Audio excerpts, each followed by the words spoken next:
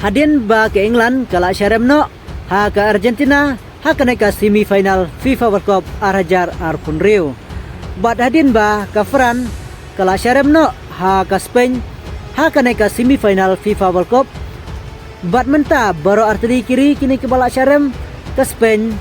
Bat ke England kin saya kun persya ha ke third place lane banyak kini balai. Di mana try ben rai akram job ha pedeng kini ki arteri kiri. Ngatrai nakam ta jong pi ke bakersan ya ke Fran lane ke England finom i kun suwet walada kala syaremno ha ke nika semifinal FIFA World Cup. Ngang iskem bapin ai bet ke kersan nakam ta ke Fran lane nakam ta ke England. Walada kala syaremno lakut no ke jinya jelenti tang ha ke semifinal. Namar ba baru arteri kiri kilong ke baklan. Ha ke nika jelakai jong kini ken salong ke baitenat hadu kata-kata. Apa deng ke England Persia ya ke Fran haka khat kendai tarik. Tika jelekai jong kini kan salong ke baitenat. Bat kasin ke bankong nakamta jong Kylian Mbappe ban yo ban yakun ha kene ka third place ha kene ka FIFA World Cup.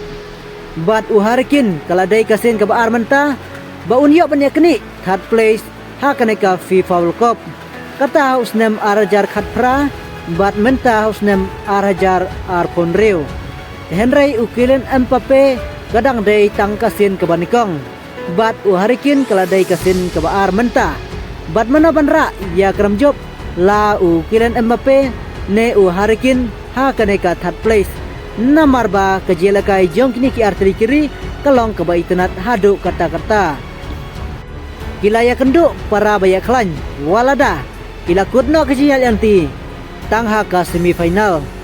Tetang kene kobrisi bun ngin saya sempat haki wei pada ki video ngangit scam bapin ai ke jingkersian na kanta ke Fran bat ke England